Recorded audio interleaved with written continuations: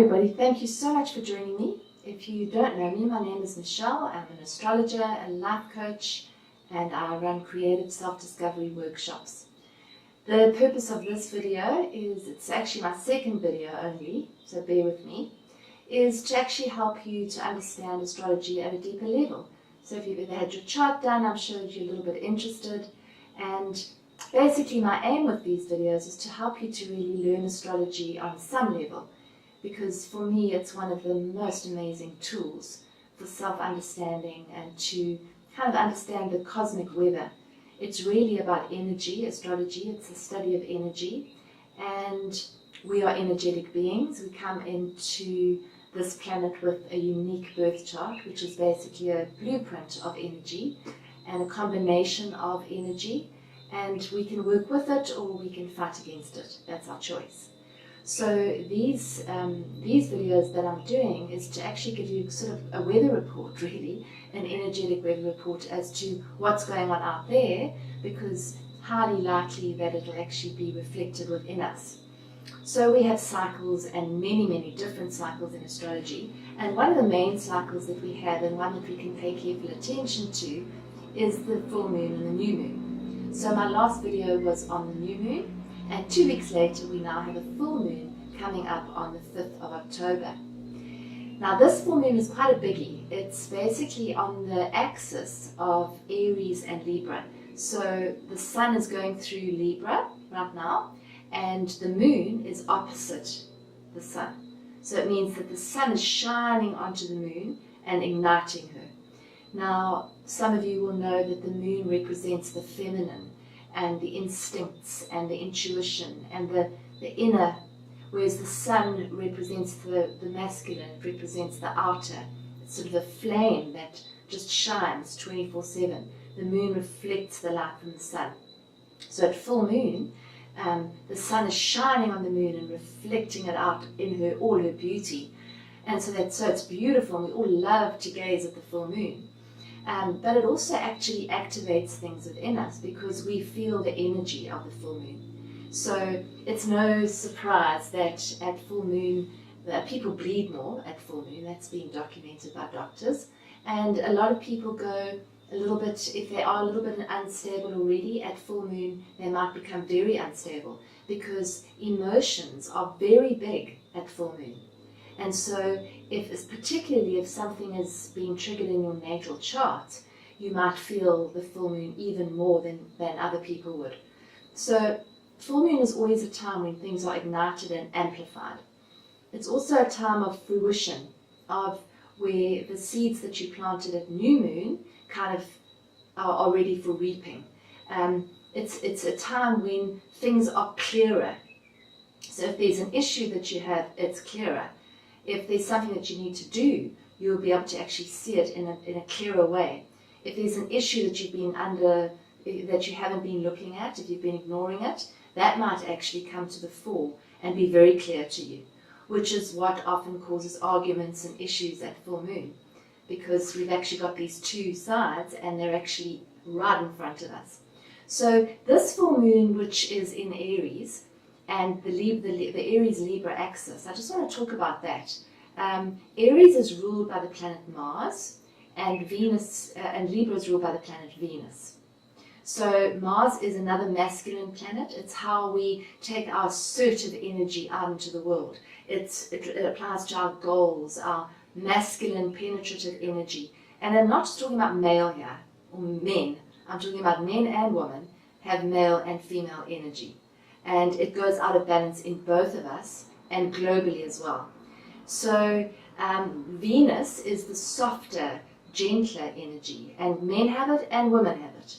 And it's basically to actually look at both those energies, because the sun is obviously in Libra, which is masculine. The sun is masculine, but it's actually in Libra, which is a Venusian sign. The moon is a feminine planet, and it's actually in Aries, which is bold and masculine. So there's that polarity. Then in addition to that, for the first time since 2015, we have Mars and Venus together at the very same degree. So it's the first time in 2 years that that's happened. And they're going to be together in Virgo. So what does that mean? Well, it means that it could be related, that something in terms of your love language or your relationships that was happening in 2015 around about November could actually, this could be a culmination and the beginning of a new cycle. It could mean that old issues relating back to then could come up for investigation at this full moon. So just to be aware of that. It's a time where we're really being called upon with Mars and Venus both being in Virgo. We're being called upon to not favor, but to recognize the feminine energy more. Because Virgo is a feminine sign, it's an earth sign. So we're being asked to pay more attention to the earth, to what we're doing to the earth, our role in its state, how we're treating each other, how we're treating our bodies, how we're treating our animals, how we're treating our pets, how we're treating each other, to kind of strategically look at what we can do differently, and to actually look to see what's out of balance at any given time. That's really what Virgo will actually help us to do. So this polarity, this Venus-Mars polarity, which is going to be in place for the next few weeks, it can come out in many different ways.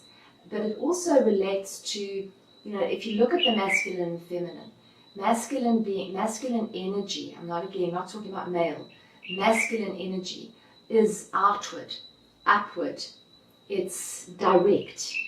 Feminine energy is inward, it's indirect, it goes around, it doesn't go straight. Masculine energy is assertive, it wants to get things done with intensity. Feminine energy is more compliant and more collaborative and a little bit gentler. Now we all need both.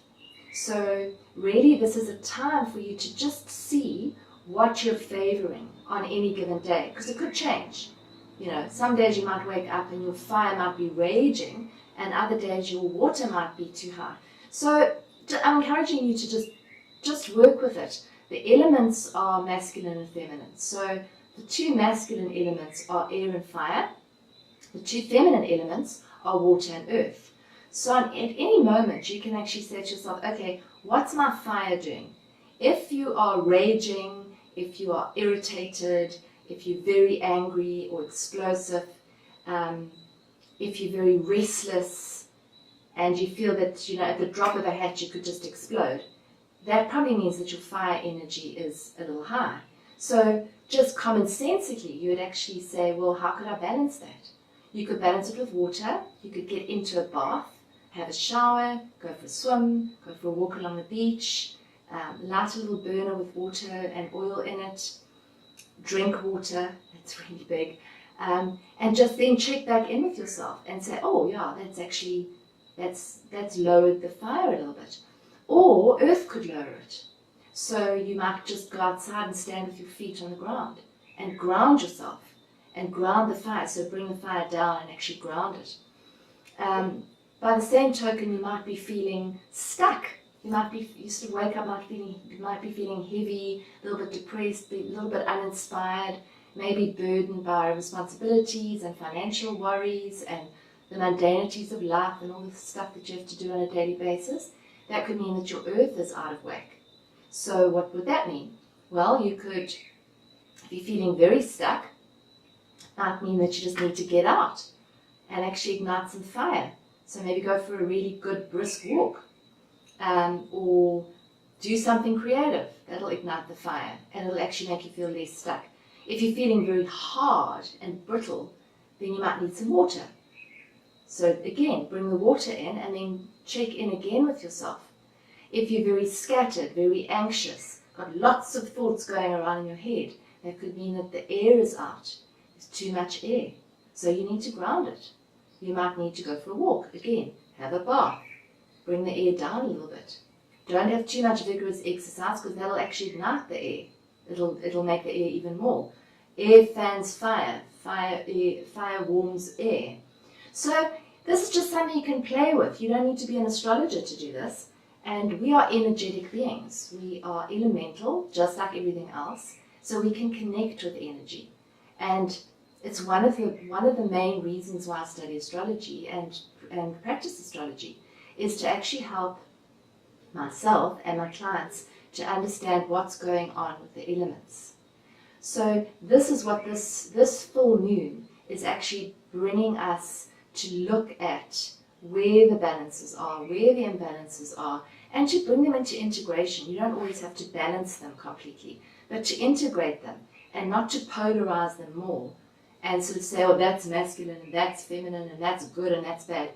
There's no such thing. We all need both.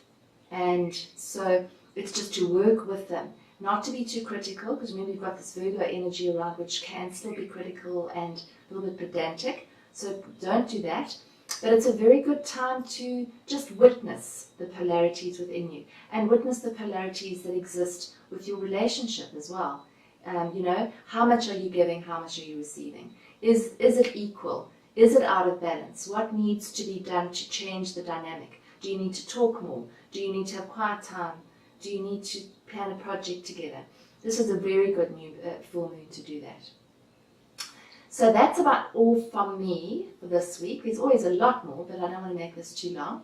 We'll be back next week to talk about Jupiter, because Jupiter is going to be moving into Scorpio next week. And that's quite a big deal, because it's only changes signs once a year. And Jupiter is the planet of opportunity and expansion and optimism. So when it moves into Scorpio, there's a real shift in energy. So that's about it for me. If you'd like a reading, please contact me through my website, subscribe to my blog, or you can subscribe to this channel below the video. And I look forward to seeing you next time. Thanks a lot.